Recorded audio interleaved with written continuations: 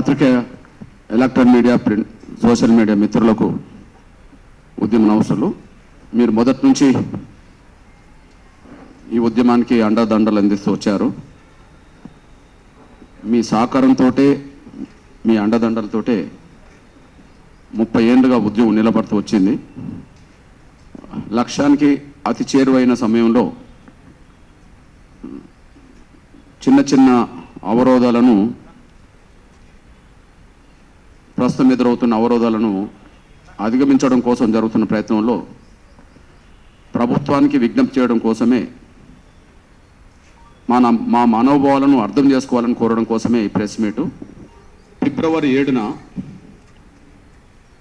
హైదరాబాదులో తలపెట్టిన లక్షల డప్పుల మా గుండె చప్పుడు, వేల గొంతుల మా ఉద్యమ గీతాలు, కోట్లాది మంది ప్రజల ఆకాంక్షల్ని దృష్టిలో పెట్టుకొని ఏదైతే ఒక సాంస్కృతిక ప్రదర్శన చేయాలని తలపెట్టామో ఆ ప్రదర్శనకు అనుమతి నిరాకరించడాన్ని మేము ఖండిస్తున్నాం. నిన్న మాకు లిఖితపూర్వకంగా సమాచారం అందించారు. ఫిబ్రవరి 7న జరగబో ఆ సాంస్కృతిక ప్రదర్శనకు మేము అనుమతి నిరాకరిస్తున్నామని చెప్పడం జరిగింది. దీన్ని నేను కోరుతున్నా గౌరవ ముఖ్యమంత్రి రేవంత్ రెడ్డి గారికి వినయపూర్వకంగా నేను విజ్ఞప్తి చేస్తున్నా. డీజీపీ గారికి విజ్ఞప్తి చేస్తున్నా. కమిషనర్ గారికి, హైదరాబాద్ కమిషనర్ గారికి కూడా నేను విజ్ఞప్తి చేస్తున్నా. దయచేసి పర్మిషన్ నిరాకరించడాన్ని మీరు రద్దు చేసుకొని, పునఃసమీక్ష చేసుకొని ఖచ్చితంగా ఫిబ్రవరి 7న జరగబో ఆ సాంస్కృతిక ప్రదర్శనకు అనుమతిని ఇవ్వాలని చెప్పి నేను కోరుతున్నా, విజ్ఞప్తి చేస్తున్నా. ఇది ముఖ్యమంత్రికి మా విజ్ఞప్తి, డీజీపీ గారికి విజ్ఞప్తి, హైదరాబాద్ కమిషనర్ సోదరులు ఆనంద్ గారికి కూడా విజ్ఞప్తి.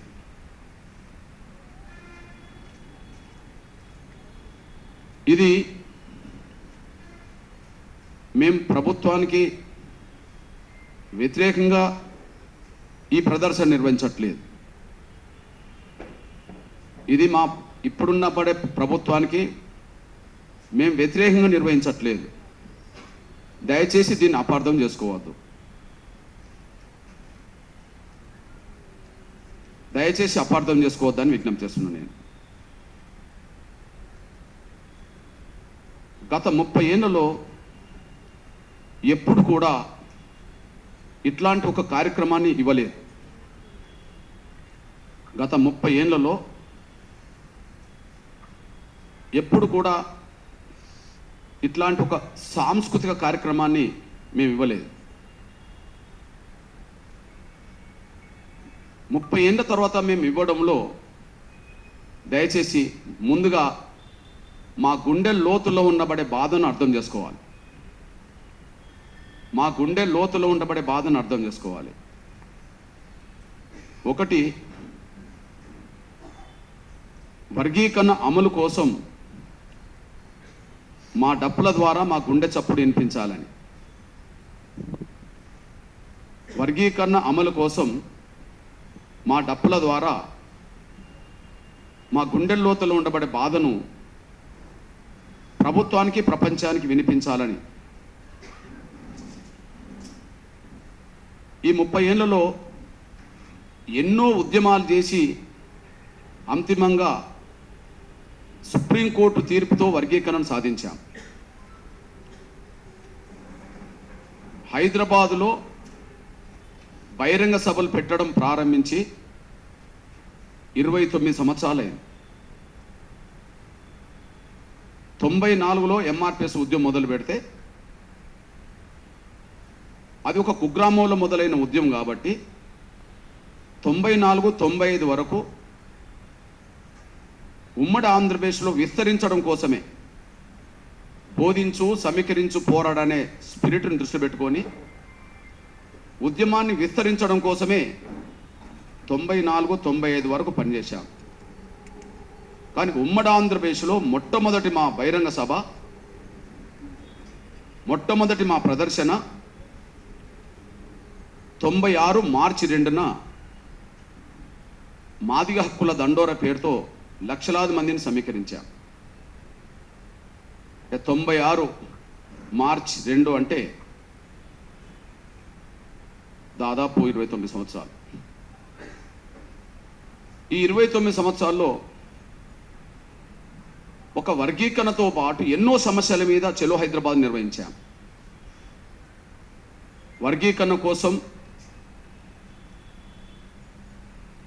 3 దశాబ్దాలుగా ఎన్నో పిలుపునిచ్చాం హైదరాబాద్కు. లక్షల మంది వచ్చారు, లక్షల మంది తిరిగి వెళ్ళారు. గుండె జబ్బుతో బాధపడుతున్న పిల్లల ఉద్యమం నుంచి మొదలుకుంటే వికలాంగుల వరకు, వృద్ధుల వితంతుల పోరాటం వరకు, ఆకలి కేకల వరకు ఏదో ఒక సమస్య మీద ఈ 3 దశాబ్దాల్లో ఎన్నో సందర్భాల్లో చలో హైదరాబాద్ పిలుపునివ్వడం జరిగింది. మేము గొప్పగా గర్వంగా చెప్పుకుంటున్నది ఏంటంటే ఈ 30 ఏళ్లలో ఎన్నో ప్రదర్శనలు లక్షల మందితో జరిపిన, ఎన్నో సభలు లక్షల మందితో జరిపిన బహుశా ఏ పార్టీ ఏ సంఘం కూడా నిర్వహించలేనన్ని సభలు ప్రదర్శనలు ఎంఆర్పిఎస్ చేసింది. ఈ 30 ఏళ్లలో ఎప్పుడన్నా హైదరాబాదులో శాంతి భద్రత సమస్య ఉత్పన్నమైందా? ఈ 30 ఏళ్లలో ఎంఆర్పిఎస్ వల్ల శాంతి భద్రత సమస్య ఇక్కడ ఉత్పన్నమైందా? శాంతి భద్రతలకు విఘాతం కల్పించే విధంగా మేము ఎప్పుడన్నా నిర్ణయాలు తీసుకున్నామా? లేదు. అది ఎవరు నిరూపించలేరు. 30 ఏళ్లలో లక్షలాది మందిని సమీకరించే సంఘమైన ఎంఆర్పిఎస్ ఏ నిర్ణయం తీసుకున్నా దానికి కట్టుబడి ఉండే లక్షలాది మంది కార్యకర్తలు, కోట్లాది మంది అన్ని వర్గాల ప్రజల అభిమానంతో ఈ ఉద్యమం నిలబెట్టుకుంటూ వచ్చేసాం. ఎంఆర్పిఎస్ తీసుకునే ప్రతి నిర్ణయానికి మాదిగ ఉద్యమ శ్రేణులు, సమాజం కూడా కట్టుబడే బహిరంగ సభలోనూ ప్రదర్శనలోనూ పాల్గొంటూ వచ్చేశారు. మేము ఎప్పుడు కూడా శాంతి భద్రతలకు విఘాతం కల్పించే ఏ నిర్ణయం మేము తీసుకోలేదు. అలా శాంతి భద్రతలకు విఘాతం కల్పించే నిర్ణయాలే ఎంఆర్పిఎస్ తీసుకుంటే ఉద్యమం 30 ఏళ్ళు నిలబడేది కాదు. ఇది ప్రభుత్వాలకు తెలుసు, పోలీస్ యంత్రాంగ పెద్దలకు తెలుసు, సమాజానికి కూడా తెలుసు.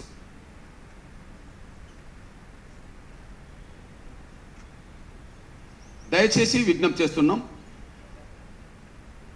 మేము మా మూలాలను మర్చిపోవద్దని చెప్పి లక్షల డబ్బులతో ఒక సాంస్కృతిక ప్రదర్శన పెట్టబోతున్నాం. అది వర్గీకరణ అమలు కోసమే అయినా మా జాతి ప్రజల మూలాలను మర్చిపోవద్దని చెప్పి, జాతి ప్రజల మూలాలను కాపాడుకోవాలని చెప్పి, మన వాయిద్యాన్ని పరిరక్షించుకోవాలని చెప్పి ఈ ప్రదర్శన పెట్టబోతున్నాం. ఈ దేశంలో మాదిగలకు వారసత్వంగా వచ్చినాయి 2, ఒకటి కుల వృత్తి, ఒకటి సాంప్రదాయ వాయిద్యం. ప్రధానంగా మా కుల వృత్తి చెప్పులు కుట్టుకునే వృత్తి. ఇప్పుడు అది వ్యాపారమైన రోజు ఆ వృత్తి మాకు దూరమైంది. అది వ్యాపార రంగంలో అది కీలకమైన భూమిక పోషిస్తున్న రోజు వృత్తి మాకు దూరమైంది. కానీ అంతో ఎంతో కొంతమేరకు పరిరక్షించుకుంటున్నది మాకుండబడే డప్పు, కళాకారుల ప్రదర్శనలు. ప్రతి రాజకీయ పార్టీ నాయకులు, ప్రతి సంఘం వాళ్ళు, ప్రతి ఉద్యమంలో మా డప్పులు కీలకమైన పాత్ర పోషిస్తున్నాయి. మా డప్పులు కీలకమైన పాత్ర పోషిస్తున్నాయి. అంతేకాకుండా సమాజంలో ఉండబడే అన్ని వర్గాల్లో ఏ చావులకైనా గ్రామాల్లో ఇప్పటికీ మా డప్పులే మోగుతున్నాయి. ఏ పండుగలకైనా, ఏ దేవుళ్ళ దేవతల ఊరేగింపులకైనా గ్రామాల్లో ముందు వరుసలు నిలబడేది మా డప్పే. కానీ మాకు వారసత్వంగా మా తాత ముత్తాతల కాలం నుండి వచ్చిన మా డప్పు మా పల్లెల్లోనే కొంత కనుమరుగవుతున్నట్టుగా మేము గమనిస్తున్నాం. ఒకనాడు మా ఊర్లో ఒక 100 డప్పులు ఉంటే అవి క్రమక్రమేణా 70, 60, 50, 40కి వచ్చింది. క్రమక్రమేణా మా సాంస్కృతిక వాయిద్యమైన డప్పును కొట్టడానికి యువతరం, విద్యార్థులు, ఉద్యోగస్తులు కొంత దూరం అయిపోయారు. మా తాత ముత్తాతలకు తిండి పెట్టింది, సమాజానికి దగ్గర చేసింది డప్పే. మాదిగల్ని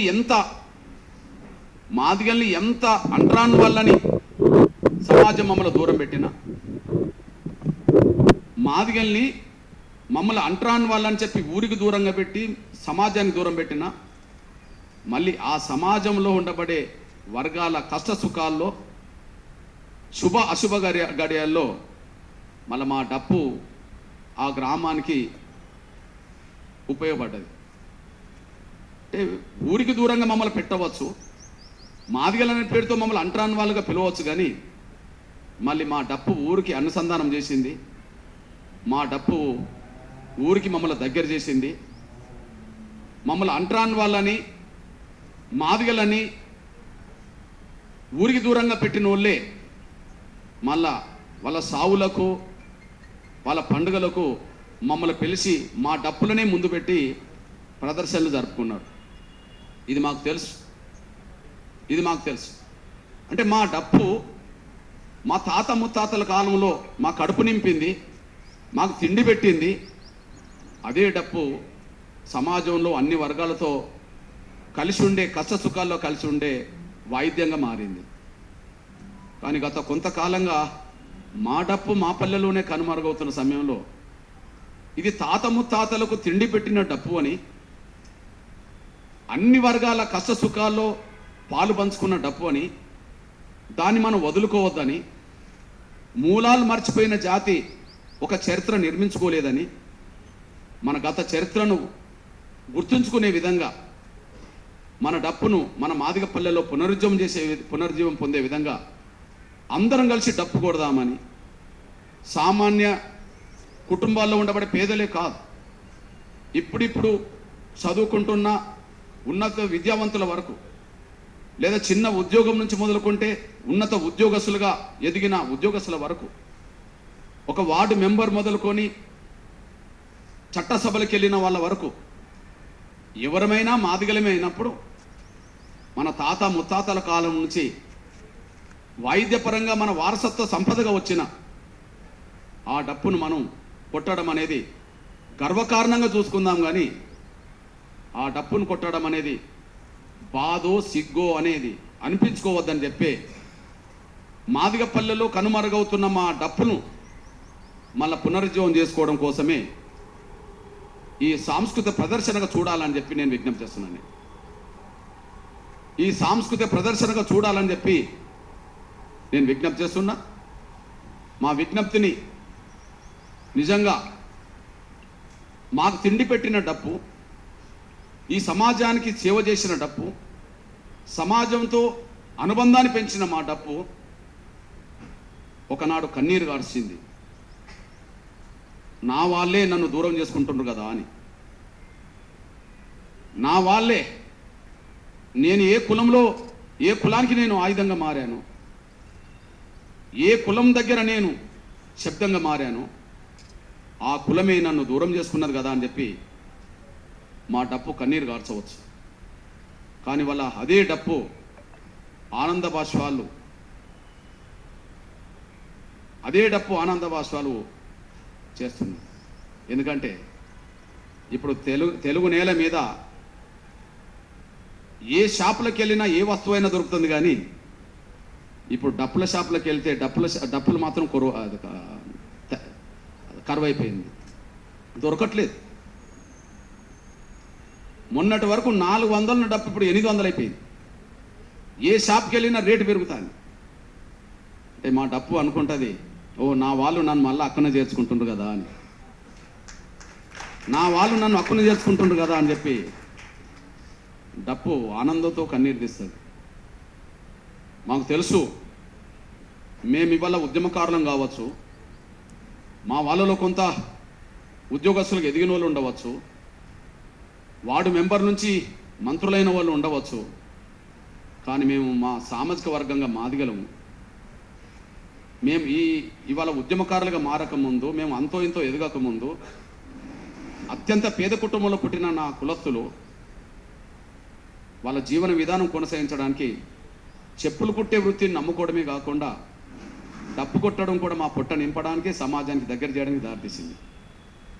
అట్లాంటి డప్పు మా అస్తిత్వం, మా ఆత్మగౌరవం. అట్లాంటి డప్పు మా అస్తిత్వం, మా ఆత్మగౌరవం.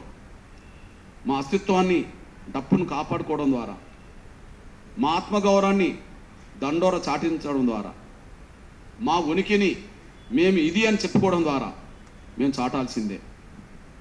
అవును, 30 ఏళ్ళ క్రితం మేము మాదిగాని చెప్పుకోనంత కాలం మాకు ఉనికే లేదు. 30 ఏళ్ళ క్రితం వరకు ఎంఆర్పిఎస్ రాకముందు మేము మాదిగాని చెప్పుకోవడానికి మేము సిగ్గుపడ్డ రోజుల్లో మాదిగానే ఉనికి సమాజంలో కనిపించేది కాదు. కానీ వాళ్ళ 30 ఏళ్ళ తర్వాత ఈ రాష్ట్రం, ఈ దేశం, ఈ ప్రపంచం మాదిగానే 3 అక్షరాల గురించి మాట్లాడుతుంది. వాళ్ళ ఈ రాష్ట్రం మాట్లాడుతుంది, ఈ దేశం మాట్లాడుతుంది, ప్రపంచంలో చాలా వాళ్ళు మాట్లాడుతున్నారు. అంటే మేము చెప్పుకోనంతకాలం మా ఉనికి, మా కులం ఉనికి ప్రమాదంలో పడ్డది. మేము చెప్పుకున్నప్పుడే మా ఉనికి ప్రపంచానికి తెలిసిపోయింది. అట్లనే మేము డప్పును మా అస్తిత్వంగా ప్రకటించకపోతే మా డప్పు కనుమరుగవుతుంది. ప్రపంచంలోనే ప్రాచీన వైద్యం, ప్రపంచంలోనే ప్రాచీన కాలం నాటి ఏదైతే డప్పు ఉన్నదో, వాయిద్యం ఉన్నదో, అది మొదటిగా మాదేనని చెప్పుకోవడానికి గర్వపడుతున్నాం. ఇవాళ నా కళ్ళ ముందు సమాచారం అందించడానికి ఇన్ని టీవీలు ఉన్నాయి, ఇంత ఎలక్ట్రానిక్ మీడియా ఉన్నది, ఇంత ప్రింట్ మీడియా ఉన్నది, చాలామంది సోషల్ మీడియా మిత్రులు ఉన్నారు కదా. కానీ కొన్ని వందల సంవత్సరాలుగా ఈ సమాజానికి సమాచారం రాజుల కాలం నుంచి మొదలుకుంటే ఇప్పటి వరకు గ్రామాల్లో సమాచారం అందించేది మా డప్పే. అంటే నా ముందున్న మీకంటే మేమే సీనియర్లం. మా డప్పు నా ముందున్న మీకంటే మేమే సీనియర్లం, డప్పు కట్టి సమాచారం అందించేవాళ్ళం. అందువల్ల దయచేసి ప్రభుత్వానికి వ్యతిరేకంగా నిర్వహించే ప్రదర్శనగా మీరు చూడబాకండి. మా ఆకాంక్షల్ని సమాజం ముందు పెట్టడానికి, మా మూలాలను మర్చిపోకుండా ఉండడానికి, మా డప్పును మా పల్లెల్లో పునరుజ్జీవం చేసుకోవడానికే ఈ ప్రదర్శనలు చూడాలని చెప్పి నేను కోరుతూ, ఈ నేపథ్యంలో కాబట్టి దాన్ని దృష్టి పెట్టుకోవాల్సిందిగా చేస్తున్నాం. తర్వాత దీనివల్ల హింస తలెత్తి ప్రభుత్వం మరియు ప్రైవేట్ ఆస్తుల ధ్వంసమయ్యే ప్రమాదం ఉంది. తెలంగాణ రాష్ట్ర ఉద్యమంలో మిలియన్ మార్చ్ సమయం వచ్చినప్పుడు, ఆ మిలియన్ మార్చ్కు పర్మిషన్ ఇవ్వకపోవడాన్ని నిరసిస్తూ జరిగిన ఘటనలో ప్రభుత్వ ప్రైవేట్ ఆస్తుల ధ్వంసం జరిగింది. కానీ ఎంఆర్పిఎస్ 30 ఏళ్ళ పోరాటంలో హైదరాబాదులో ప్రభుత్వ ప్రైవేట్ ఆస్తుల ధ్వంసం ఎప్పుడన్నా సభలు ప్రదర్శనలు పెట్టినప్పుడు జరిగిందా? ఎప్పుడన్నా సభలు మేము ప్రదర్శనలు పెట్టినప్పుడు జరిగిందా? 96 మొదలుకొని మొన్న 2023 వరకు లక్షల మంది పిలుపుకి స్పందించి వచ్చారు, లక్షల మంది తిరిగి వెళ్ళారు. కాబట్టి ప్రభుత్వ ఆస్తుల హింస తలెత్తి ప్రభుత్వ మరియు ప్రైవేట్ ఆస్తుల ధ్వంసమయ్యే ప్రమాదం మా వల్లనైతే రాదు. మీరెవరన్నా చొరబాటు చేసి పంపిస్తే మాత్రం అవుతుందేమో, అది మీ వల్ల జరుగుతుందేమో కానీ మా వల్ల జరగదని మేము గుర్తు చేస్తున్నాం. దయచేసి ఇవన్నీ సాకులని నేను చెప్తున్నాను, నేను కారణాలు కావు. నిజమైన కారణాలు అయితే మేము ఒకటి చెప్పాం కదా, ఓకే ఒకటి చెప్పారు. మొదటి పాయింటే మీరు నిర్దిష్టంగా ఎంతమంది హాజరవుతుండో చెప్పలేదన్నప్పుడు మేము చెప్పాము, కరపత్రం ఇచ్చాము, సోన్సో వచ్చింది. కానీ వినతి పత్రంలో అది లేదన్నందుకు మేము దాన్ని ఇప్పుడు ఇస్తామంటున్నాం. అదొక కారణం అనుకుంటే మేము ఇస్తామంటున్నాం. 1,00,000 కాదు, లక్షల డప్పులు వస్తాయి. మేము ప్రకటించినప్పుడు 1,00,000, మేము ఇప్పుడు 1,00,000 అంటలేము, లక్షల డప్పులు వస్తాయి. మాదిగపల్లెలో డప్పు పునరుజ్జీవం పొందుతుంది, అది ఖచ్చితంగా 1,00,000 వస్తాయి, 1,00,000 పెడతాం. ఇకపోతే అనుమతి కోరిన తేదీ వర్కింగ్ డే కనుక ర్యాలీ నిర్వహించే రూట్లో పెద్ద ఎత్తున ట్రాఫిక్ జామ్ అయ్యే పరిస్థితి ఉంటుంది. అంటే ఇక ప్రదర్శన కోసం సెలవు దినాల్లోనే ప్రదర్శన జరపాలని ఏమైనా చట్టం చెప్తుందా? సెలవు దినాల్లోనే ప్రదర్శనలు పెట్టుకోవాలని చెప్పి ఏమైనా చట్టం చెప్తుందా? రేపు రాహుల్ గాంధీ గారు బేగంపేట విమర్శనానికి వస్తాడు, సోనియా గాంధీ గారు వస్తారు, లేదా శంషాబాద్ విమర్శనానికి వస్తారు. అక్కడ నుంచి మీరు ప్రదర్శనలు పెట్టుకుంటారు. అంటే రాహుల్ గాంధీకి సోనియా గాంధీ గారికి సెలవు దినం మాత్రమే రాండి అని చెప్పి మీరు చెప్తారా? రాహుల్ గాంధీ గారికి సోనియా గాంధీ గారికి మీరు సెలవు దినమే రండి, మీరు సెలవు దినం కాకుండా వర్కింగ్ డే వస్తే ప్రదర్శన వల్ల ట్రాఫిక్ ఇబ్బంది అవుతుందని చెప్పి మీరేమన్నా ఆపగలుగుతారా? అసలు ప్రదర్శనలు శాంతి భద్రతలకు విఘాతం కలగకుండా చూసుకోవడం అనేది బాధ్యత చేపట్టడంలో అర్థం ఉంటుంది. కానీ ట్రాఫిక్ సమస్య అంటే దాన్ని ఏ రూట్లో మీరు పర్మిషన్ ఇస్తారో ఆ రూట్లో కొంత డైవర్ట్ చేసుకుంటారు కదా, ఆ రూట్కి సంబంధించిన కాడ ట్రాఫిక్ని డైవర్ట్ చేసుకుంటారు కదా. ఎన్ని జరగలేదు? మీరు సోనియా గాంధీ గారు వస్తే, రాహుల్ గాంధీ గారు వస్తే, ఎవరన్నా విఐపీలు వస్తే ఏదైనా ప్రదర్శనకు రూట్ ఇస్తే ఆ రూట్ మీద ట్రాఫిక్ ఇబ్బంది కాకుండా డైవర్ట్ చేస్తారు కదా, చేయడానికి అవకాశం ఉన్నది కదా. మాకు ఏ రూట్లో పర్మిషన్ ఇస్తారో ఆ రూట్కు సంబంధించిన విషయంలో కొంత 1 గంట 2 గంటల్లో ప్రదర్శన జరిగినంత కాలం, ప్రదర్శన జరిగినంత సమయం ఆ రూట్కు కాకుండా వేరే రూట్కు డైవర్ట్ చేస్తారు కదా. చేసిన సందర్భాలు ఉంటాయి కదా. ఎవరికైనా రేపు జరగబోయేది అదే కదా. దయచేసి దాన్ని కూడా ఒక సాగుగా చూపెట్టదని చెప్పి నేను సవినంగా కోరుతున్నాను. జామ్ అయ్యే అవకాశం ఉంది.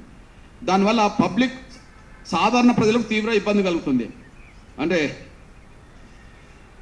పబ్లిక్ జరుగుతుంది. మీరు ఒకసారి గుర్తు చేస్తున్నాను, నేను మొన్న ముఖ్యమంత్రి ప్రమాణ స్వీకారం చేసిన సంవత్సరమైన సందర్భంగా రాజకీయ విజయోత్సవ ర్యాలీ జరిగింది. ఆ ర్యాలీ ఏ రూట్లో వచ్చిందో ఆ రూట్లో డైవర్ట్ చేశారా లేదా? ప్రజలకు ఇబ్బంది కాకుండా చూశారా లేదా? అంటే కాంగ్రెస్కి ఒక న్యాయం, ప్రభుత్వానికి ఒక న్యాయం, ఇతర వర్గాల ప్రజలకు ఒక న్యాయమా? ఎక్కడ ఏ సమయంలో ప్రదర్శనకు పర్మిషన్ ఇచ్చినా ఆ ప్రదర్శన జరిగిన 1 గంట 2 గంటల సమయం అక్కడ ట్రాఫిక్ ఇబ్బంది కాకుండా, ప్రజలకు అసౌకర్యం కాకుండా ముందే డైవర్ట్ చేస్తూ కూడా ఆదేశాలు జారీ చేస్తారు. ఇదేం కొత్త కాదు, ఇట్లాంటి సాకులు వెతకద్దు. ఈ విషయం గుర్తు చేస్తున్నా నేను. ఇకపోతే ర్యాలీ మరియు సభ స్థలానికి సంబంధించిన ప్రాంతం అంతా హై సెక్యూరిటీ జోన్, ప్రభుత్వ సచివాలయం మరియు అసెంబ్లీ వంటివి రూట్ మ్యాప్లో ఉన్నాయి. అలాగే ఇది విఐపి జోన్, అందువల్ల ఈ ర్యాలీ ఇబ్బంది కలుగుతుంది. నేను అంటున్నా, ఈ విఐపి జోన్లో విఐపీలే మరి ప్రదర్శన చేస్తే వాళ్ళకి ఇవ్వరా? ఇది విఐపి జోన్ అంటుండ్రు కదా, మరి విఐపీలే ఆ రూట్లో ప్రదర్శన చేస్తే మీరు ఇవ్వరా? ఒకవేళ హై సెక్యూరిటీ జోన్ అంటే ప్రభుత్వ సచివాలయాలు మరియు అసెంబ్లీ అంటే మరి మొన్న మీరు సచివాలయంలోనే బహిరంగ సభ పెట్టారు కదా. మొన్న డిసెంబర్ 9 1,00,000 మందితో సభ ఎక్కడ పెట్టిండ్రు? మేము 1,00,000 డప్పులతో పెడుతున్నాం. మీరే చెప్పిండ్రు కదా 1,00,000 మంది వచ్చిండ్రు అని చెప్పి. 1,00,000 మందితో సభ మీరు ఎక్కడ పెట్టుకున్నారో అక్కడనే మాకు పర్మిషన్ ఇవ్వండి మా సభ పెట్టుకోవడానికి. మీది ప్రదర్శనగా ఎక్కడి నుండి వచ్చిందో అక్కడి నుంచి మాకు ఇవ్వండి. మీకో న్యాయం మాకో న్యాయం ఉండొద్దు. రాజ్యాంగం చట్టాలు ప్రతి పౌరుడికి కుల మతాలు రాజకీయాలకు సంబంధం లేకుండా ఒకే రకంగా అమలు జరగాలి. రాజ్యాంగంలో పేర్కొన్న పౌర హక్కులు ఏ చట్టమైనా అది పాలకులకు ఒక తీరు ప్రజలకు ఒక తీరుగా ఉండకూడదని నేను విజ్ఞప్తి చేస్తున్నా. ఇకపోతే అనుమతి కోరిన రూట్లో ర్యాలీ నిర్వహించడానికి పబ్లిక్ మీటింగ్ పెట్టడానికి ఆమోదయోగ్యమైంది కాదు అన్నారు. పోనీ అనుమతి కోరిన రూట్లో ర్యాలీ నిర్వహించడానికి పబ్లిక్ మీటింగ్ ఆమోదయోగ్యం కాదన్నారు. ఇది రోడ్డున ఉపయోగించే సాధారణ ప్రజలకు ఉద్యోగస్తులకు అత్యవసర వైద్య సదుపాయం పొందే అనారోగ్యంతో ఉన్న వారికి ఇబ్బంది కలుగుతుంది. ఇవన్నీ ఎందుకు సాకులు? ఇవన్నీ మీకు కూడా వర్తిస్తాయి కదా. 5వ పాయింట్లో ఏం పెట్టారో అవి మీకు కూడా వర్తిస్తాయి కదా. అత్యవసర వైద్య సదుపాయం పొందే అనారోగ్యంతో ఉన్న వారికి ఇబ్బంది కలుగుతుంది అంటున్నారు. అంటే అది మొన్న మీరు పెట్టినప్పుడు అది కనిపించలేదా? అది ఉండదా? అసలు ఎమర్జెన్సీగా ఒక అంబులెన్స్ పోతున్నదంటే ఎంత పబ్లిక్ మీటింగ్ జరిగినా కూడా ముందు రూట్ క్లియర్ చేస్తారు కదా. సాధారణ ప్రజలకు ఆ సోయి ఉన్నది, ప్రభుత్వానికి ఎందుకు లేదు? ఒక అంబులెన్స్ వస్తున్నదంటే ఏ ప్రదర్శన జరిగినా ముందు అంబులెన్స్కి అయితే దారిస్తారు కదా. ఆ విధంగా పబ్లిక్ ర్యాలీలో సభలో ఇరికి ఫలాని సమయంలో ఇబ్బంది జరిగిందని చెప్పి మా వల్ల ఇబ్బంది జరిగిందని చెప్పి ఎప్పుడన్నా ఒకటన్నా మీరు ఆధారం చూపెడతారా? చూపెట్టలేరు. దయచేసి ఇవన్నీ సాకులని చెప్పడానికి మాత్రం చెప్తున్నాను నేను. భారీ ట్రాఫిక్ సమస్య తలెత్తి పౌరులకు తీవ్ర ఇబ్బంది కలుగుతుంది. ఇవన్నీ సాకులు. భారీ ట్రాఫిక్ తలెత్తి అరే మేము ఒక శాంతియుతంగా మా మనోభావాలను మా చేతిలో మా ఇంట్లో ఉండబడే మా డప్పుల శబ్దంతో ఈ ప్రభుత్వానికి ప్రపంచానికి తెలియచెప్పడం కోసం ఒక కార్యక్రమం పెడితే దాన్ని అడ్డుకునేవడానికి జరుగుతున్న ప్రక్రియలో భాగంగానే ఇట్లాంటి సాకులు వెతికి మా పర్మిషన్ నిరాకరించారు. దయచేసి మీరు కారణాలు చూపెట్టినట్టుగా కూడా లేదు.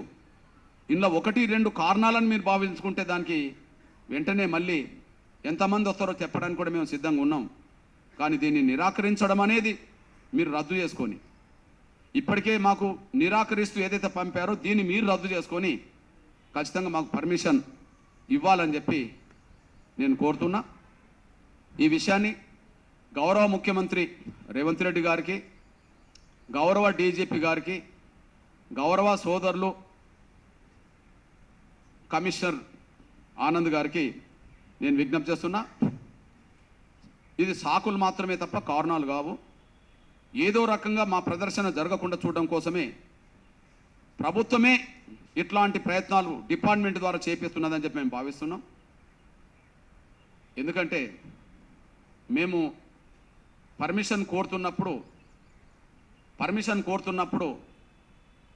పర్మిషన్ కోసం వెళ్ళిన మా రాష్ట్ర అధ్యక్షుడు గోవింద్ నరేష్తో పాటు చాలామంది మా సీనియర్లు వెళ్ళారు. దయచేసి ఈ విషయాన్ని ముఖ్యమంత్రి నోటీసులో పెట్టి ముఖ్యమంత్రి సలహాతోటి మీరు మాకు సాయం చేయమని కూడా కోరాము. మరి ముఖ్యమంత్రి నోటీసులో ఉన్నదని అనుకుంటున్నా. బహుశా ముఖ్యమంత్రి ఈ ప్రదర్శనకు అనుమతి నిరాకరించండి అని అన్నడేమో. కమిషనర్ ఆరూపంగా ఆయన ఇంటర్నల్గా లిఖితపూర్వకంగా ఇచ్చిన ఆదేశాల కంటే మీరు పర్మిషన్ నిరాకరించండి అని చెప్పి ముఖ్యమంత్రి అన్నడేమో. ఇగో నిరాకరించడానికి పోలీస్ యంత్రాంగం చూపించిన సాకులుగా ఇవి మేము చూస్తున్నాం. బహుశా ముఖ్యమంత్రికి విజ్ఞప్తి చేస్తున్నాం, మా 1,00,000 డప్పుల ప్రదర్శన జరపడం మీకు ఇష్టం లేదేమో. మీకు ఇష్టం ఉంటే మాకు పర్మిషన్ వచ్చేది. కానీ మీకు విజ్ఞప్తి చేస్తున్నాం, మీకు వ్యతిరేకమైన ప్రోగ్రాం కాదు ఇది.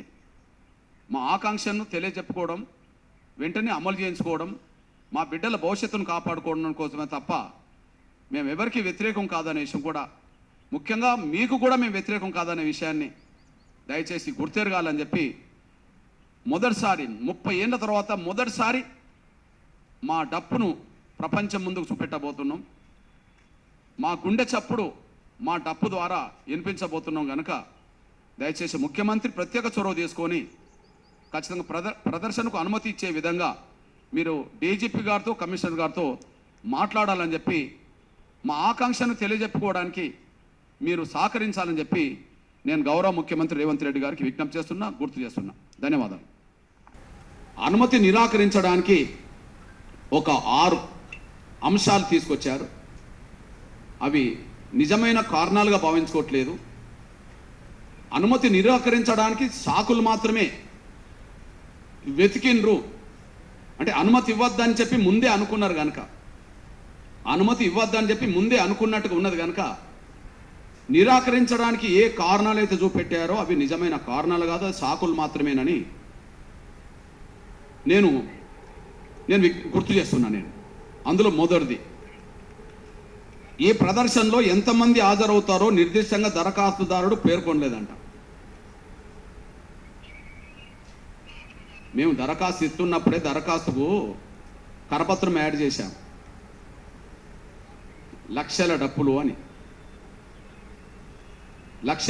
అని కరపత్రం ఇచ్చేశాం. పోలీస్ ఉన్నతాధికారులకు ప్రతిరోజు ఇంటెలిజెన్స్ రిపోర్ట్ ఉంటుంది. పేపర్ ద్వారా, టీవీ ద్వారా, సోషల్ మీడియా ద్వారా వాళ్ళు నిరంతరం అబ్జర్వేషన్ ఉంటారు. మీకు ఇచ్చిన వినతి పత్రంలో, పర్మిషన్ కోర్టు ఇచ్చిన వినతి పత్రంలో టెక్నికల్గా గిన్నె డప్పులని చెప్పలేదు, కానీ మరి కరపత్రం మీకు ఇచ్చాం, లక్షల డప్పుల గుండె చప్పుడని చెప్పాం. అది పేపర్లకు, టీవీలకు ప్రతిరోజు వస్తూనే ఉన్నది. మీకు ఇంటెలిజెన్స్ రిపోర్ట్ ఉన్నది, సోషల్ మీడియాలో ప్రచారం ఉన్నది. ఇక మీరు ఇంతమంది హాజరవుతారని చెప్పి నిర్దేశంగా చెప్పలేదు కనుక మేము నిరాకరిస్తున్నామని చెప్పడం అనేది అది సాకే తప్ప నిజమైన కారణం కాదు. ఓకే, నేను మొదటి దానికి ఒక ఆన్సర్ కూడా ఇస్తున్నా. ఒకవేళ నిర్దిష్టంగా ఇంతమంది హాజరవుతుండ్రని చెప్పి మీకు అందులోనే పేర్కొంటే ఇచ్చేవాళ్ళ? అంటే మిగతా 5 అంశాలు కారణాలు చూపెట్టరా? మొత్తం 6 అంశాల్లో మొదటి అంశమే ఎంతమంది హాజరవుతుండ్రో నిర్దిష్టంగా చెప్పలేదనే మాట అన్నారు కదా. ఓకే, ఇప్పుడు ఈ మధ్యాహ్నం వరకే 1,00,000 మందికి పైగా మా డప్పులు హైదరాబాద్ వస్తున్నాయని చెప్పి వాళ్ళ ఈ సాయంత్రం వరకే మళ్ళీ మేము కమిషనర్ గారికి, సంబంధిత ఏరియా డీసీపీ గారికి మేము మళ్ళీ వినతి పత్రం ఇస్తాం. అదే కారణం అవుతే, అంటే ఎంతమంది హాజరవుతారో నిర్దిష్టంగా దరఖాస్తుదారు పేర్కోలేదనేదే కారణం అవుతే కదా. పోనీ 1,00,000 డప్పులు వస్తున్నాయని చెప్పి నిర్దిష్టంగానే మేము మీకు ఇవ్వాలని మళ్ళీ వినతి పత్రం ఇస్తాం పర్మిషన్ కోరుతూ. ఇక మిగిలిన కారణాలు చెప్పకుండా, మిగతా సాకులు చెప్పకుండా పర్మిషన్ ఇవ్వాలని చెప్పి నేను కోరుతున్నా. ఇది ప్రభుత్వానికి వ్యతిరేకం కాదు. మా సాంస్కృతిక వాయిద్యం ప్రదర్శన అనే విషయం మర్చిపోవద్దు. మేము ఈరోజే మళ్ళీ మా ఎంఆర్పిఎస్ ప్రధాన నాయకత్వం ఖచ్చితంగా పర్మిషన్ కోరుతూ అక్కడికి వెళ్తుంది. నంబర్ 2, ఈ కార్యక్రమానికి అనుమతి ఇస్తే శాంతి భద్రత సమస్యలు తలెత్తే అవకాశం ఉంది. గత అనుభవాల దృష్టి పెద్ద ఎత్తున ప్రజల సమీకరణ జరిగే అవకాశం ఉన్నందున ఈ కార్యక్రమ నిర్వహణకు చేతుల నుండి అదుపు తప్పిపోయే పరిస్థితి ఉంది. అసాంఘిక శక్తులు చొరబడి శాంతి భద్రత సమస్యను సృష్టించే అవకాశం ఉంది. దీనివల్ల హింస తలెత్తే ప్రభుత్వ మరియు ప్రైవేట్ ఆస్తుల ధ్వంసం అయ్యే ప్రమాదం ఉంది. ఇది చాలా అన్యాయం. ఈ కార్యక్రమానికి అనుమతి ఇస్తే శాంతి భద్రత సమస్యలు తలెత్తే అవకాశం ఉంది. మేమేమైనా పరిసలు పట్టుకొని వస్తున్నామా? మేమైనా కర్రలు పట్టుకొని వస్తున్నామా? మేము సాంస్కృతిక వాయిద్యాన్ని పట్టుకొని వస్తున్నాం. అది మా డప్పును పునరుజ్జీవనం చేసుకోవడం కోసం, ప్రపంచానికి మా ఆకాంక్ష వినిపించడం కోసం వస్తున్నాం. ఎట్లా శాంతి భద్రత సమస్య ఉత్పన్నమవుతుంది? గత అనుభవాల దృష్ట్యా పెద్ద ఎత్తున ప్రజల సమీకరణ జరిగే అవకాశం ఉన్నందున అని అన్నారు. ఓకే, అవును, గత అనుభవాలు చెప్పింది ఏంటిది? ఎప్పుడు చెలో హైదరాబాద్ ఎంఆర్పిఎస్ పిలుపునిచ్చినా లక్షల మంది వచ్చారు. ఎప్పుడు చెలో హైదరాబాద్ పిలుపునిచ్చినా లక్షల మంది వచ్చారు. మరి లక్షల మంది వచ్చారు, లక్షల మంది తిరిగెళ్ళారు. కానీ ఎక్కడనన్నా శాంతి భద్రత సమస్య ఉత్పన్నమైన రోజు చూపెడతారా ఈ 30 ఏళ్లలో? మీరు చెప్పిందే కరెక్టు. అవును, ఎంఆర్పిఎస్ పిలుపునిస్తే లక్షల మంది ఎందుకు వస్తారు? వాళ్ళ ఆవేదన అలాంటిది, వాళ్ళ ఆకాంక్ష అలాంటిది, వాళ్ళ గుండెల్లోతు బాధ అలాంటిది. కాబట్టి పిలుపుకు స్పందించే జాతి ప్రజలు, సమాజం ఉన్నది కాబట్టి ఆవేదన ఉన్నదనేది నిరూపించుకోవడానికి, మా ఆకాంక్ష బలమని నిరూపించుకోవడానికి మాదిగలు తండోపతండాలుగా ప్రతి గ్రామం నుంచి కదులుతారు. మాది న్యాయమైన పోరాటం కాబట్టి సమాజంలో అన్ని వర్గాల అండదండలు ఉండడం వల్ల వాళ్ళు కూడా వస్తారు. మరి 30 ఏళ్లలో లక్షల మంది వచ్చారు పోయారు. కానీ హైదరాబాద్లో శాంతి భద్రత సమస్య ఫలానా రోజు ఉత్పన్నమైంది అని చెప్పి ఏదన్నా రికార్డు చూపెడతారా? నంబర్ 1 లేదు. అదే సమయంలో సమీకరణ ఎక్కువ జరిగే అవకాశం ఉన్నందున ఈ కార్యక్రమం నిర్వహణకు చేతుల నుండి అదుపు తప్పిపోయే పరిస్థితి ఉందని చెప్తున్నారు. ఇది అన్యాయం. ఎంఆర్పిఎస్ ఒక పిలుపునిస్తే ఆ పిలుపుకు లక్షల మంది వస్తారు. ఆ వచ్చి తిరిగి పొమ్మంటే లక్షల మంది తిరిగిపోయారు. పిలుపుకు లక్షల మంది వచ్చారు, లక్షల మంది తిరిగిపోయారు. ఇక మా చేతుల నుండి అదుపు తప్పే పరిస్థితి ఎక్కడొచ్చింది? అసలు ఎలా ఊహిస్తున్నారు మీరు? లక్షల మంది వచ్చారు, లక్షల మంది మళ్ళీ తిరిగి వెళ్ళమంటే వెళ్ళారు కదా. మా చేతుల నుంచి అదుపు తప్పిన పరిస్థితి ఈ రాష్ట్రంలో ఎప్పుడన్నా వచ్చిందా? నాయకత్వాన్ని గౌరవించే, నాయకత్వ ఆదేశాలను పాటించే జనం, కార్యకర్తలు మాకు లక్షల సంఖ్యలో ఉన్నారు. కాబట్టి మేమెప్పుడు శాంతి భద్రత సమస్యకు, శాంతి భద్రతలకు విఘాతం కలిగించాలనో లేదా హైదరాబాదులో కావాలనేదో చేయాలనో చేసిన చరిత్ర లేదు. మేము చేసే అవసరం మాకు లేదు. దయచేసి మా చేతుల నుంచి అదుపు తప్పుతుందనే మాట అది సత్యదూరం. అది గమనించండి. ఉద్యమం ఎప్పుడు నాయకత్వం అదుపులోనే ఉన్నది. దానికి కారణం ఏదో శాసించడం కాదు. మా కార్యకర్తలకు మా పట్ల ఉండబడే అభిమానం, గౌరవం, ఏ నిర్ణయం తీసుకున్నా కట్టుబడి ఉండాలనే ఆకాంక్ష, దృక్పథం బలంగా ఉండడం వల్ల మేమెప్పుడు గాంధీ మార్గంలోనే ఉద్యమం చేయాలనుకున్నాం. అంబేద్కర్ ఇచ్చిన స్ఫూర్తితోటే పోరాటం చేయాలనుకున్నాం. మమ్మల్ని 30 ఏళ్ళు ఈ ఉద్యమం నిలబడి నడుపుతున్నదంటే ఈ దేశానికి స్వాతంత్రం సాధించిన మహాత్మా గాంధీ మార్గంలో, సామాజిక న్యాయం కోసం శాంతియుతంగా పోరాటం చేసిన అంబేద్కర్ మార్గంలో మా ప్రయాణం కొనసాగుతుంది. కాబట్టినే ఇంత శాంతియుతంగా నడిపిన ఉద్యమం దేశంలో ఎక్కడ లేదు. మేమే నడుపుతున్నాం. తర్వాత అసాంఘిక శక్తులు చొరబడి శాంతిబద్ధ సమస్యను సృష్టించే అవకాశం ఉందా అని అన్నారు. అసలు ఇది ఎంత అన్యాయము! మా ఉద్యమంలో అసాంఘిక శక్తులు చొరబడడం ఏంది? 30 ఏళ్ళుగా చొరబడని అసాంఘిక శక్తులు ఇప్పటిట్లో చొరబడతారు? మీరు పంపితే తప్ప. ఈ కార్యక్రమాన్ని జీర్ణించుకోలేని స్వార్థపర శక్తులు ఎవరన్నా అట్లా చొరబడేలాగా చేస్తే తప్ప, లేదా ప్రభుత్వానికే మా కార్యక్రమం ఇష్టం లేకపోతే వాళ్ళు ఎవరైనా పంపితే తప్ప అసాంఘిక శక్తులు ఎట్లా చొరబడతాయి? ఒకవేళ అసాంఘిక శక్తులే చొరబడతాయని మీకు అనుమానం ఉంటే మీకు ఇంటెలిజెన్స్ రిపోర్ట్ ఉన్నది కదా, వాళ్ళు ఎవరో గుర్తించానట్టే కదా, మీరు వాళ్ళని అదుపులోకి తీసుకోండి. మేమెప్పుడు శాంతియుత పందానే నమ్ముకున్నాం. మేమెప్పుడు ప్రజాస్వామ్యాన్ని నమ్ముకున్నాం. ఎప్పుడు రాజ్యాంగం ఇచ్చిన పౌర హక్కుల్నే మేము నమ్ముకున్నాం. మా నుంచి ఇంతవరకు 30 ఏళ్ళలో ఏ శాంతి భద్రత సమస్యకు విఘాతం కలగలేదు. మా ఉద్యమంలో ఇప్పటి వరకు ఏ అసాంఘిక శక్తులు చొరబడలేదు. చొరబడడానికి మేము అవకాశం ఇవ్వలేదు. మరి మీకు అనుమానం ఉంటే అనుమానించదగ్గ వ్యక్తులు ఎవరినో వాళ్ళని ఐడెంటిఫై చేసుకున్నట్టే కదా, వాళ్ళని అదుపులోకి తీసుకుంటే అయిపోతుంది కదా. పలానోళ్ళ వల్ల అసాంఘిక శక్తులు చొరబడే అవకాశం ఉన్నదని చెప్పి మీరు బహిరంగ ప్రకటించవచ్చు కదా.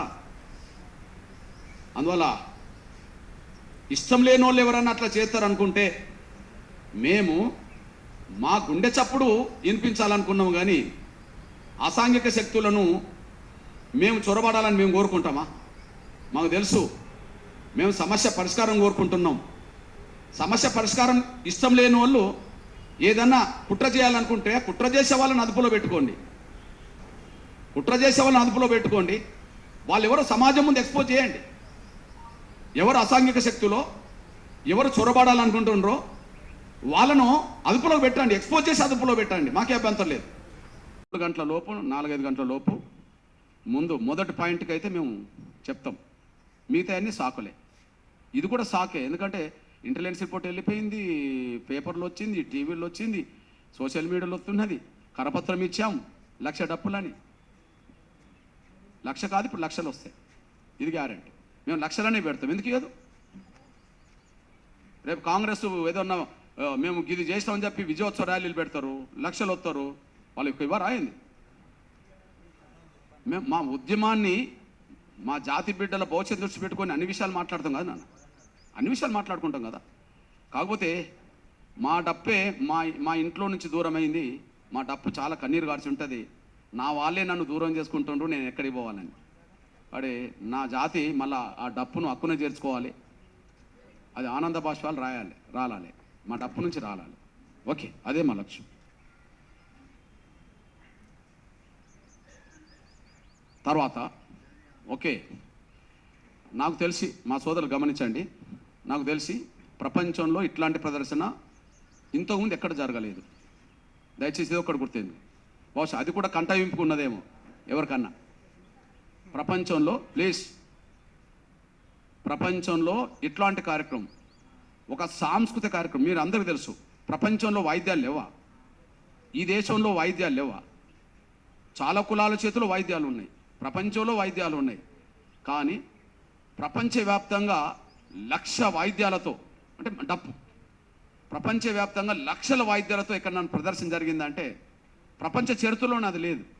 బహుశా మాదిగల డప్పుకు అది ప్రపంచ చరిత్ర కాబోతుంది, అది గిన్నిస్ బుక్లోకి ఎక్కబోతుంది. బహుశా వీళ్ళ చరిత్ర గిన్నిస్ బుక్లోకి ఎట్లా ఎక్కనిస్తామని అనుకుంటుండ్రేమో కదా. ఆయన ఏదో రూపంగా గిన్నిస్ బుక్లోకి ఎక్కక తప్పదు. ఓకే, మా డప్పుకు ప్రపంచవ్యాప్తంగా విలువ గుర్తింపు తీసుకొచ్చే కార్యక్రమం కూడా ఇది. దయచేసి గమనించండి, పర్మిషన్ ఇవ్వాలని నేను కోరుతున్నా. ధన్యవాదాలు.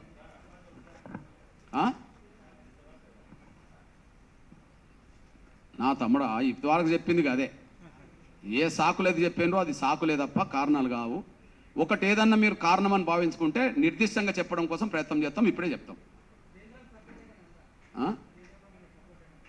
ఏమి ఇప్పుడు కేంద్రానికి దీనికి సంబంధం ఏంటి తమ్ముడా? నువ్వు చెప్పు నాకు.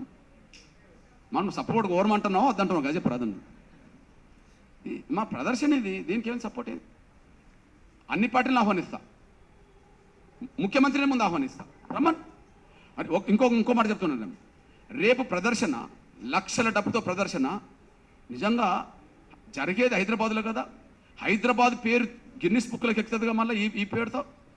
మన తెలంగాణ ప్రజలకు అది గర్వకారణం కదా, ఆంధ్రప్రదేశ్ తెలుగు ప్రజలకు మన గర్వకారణం కదా, దక్షిణాదికి దేశానికి గర్వకారణం కదా. ఒక రకం చెప్పాలంటే రేపు మన ప్రదర్శన దేశానికే గర్వకారణం. అట్లా రిసీవ్ చేసుకోవాలి. దయచేసి ప్రపంచం మొత్తం గర్వపడే కార్యక్రమం హైదరాబాద్లో జరగబోతుంది. అది ముఖ్యమంత్రికి పేరే, తెలంగాణ ప్రజలకు పేరే, తెలుగు ప్రజలకు పేరే, దక్షిణాదికి పేరే. అది ప్రపంచ రికార్డులోకి ఎక్కుతుంది కాబట్టి ఈ దేశానికి పేరే. అట్లాంటి గొప్ప కార్యక్రమాన్ని దుర్బుద్ధితో ఇబ్బందులు పెట్టొద్దని చెప్పి, అనవసరమైన సాకులు వెతకొద్దని చెప్పి నేను విజ్ఞప్తి చేస్తున్నాను. ధన్యవాదాలు. రైట్.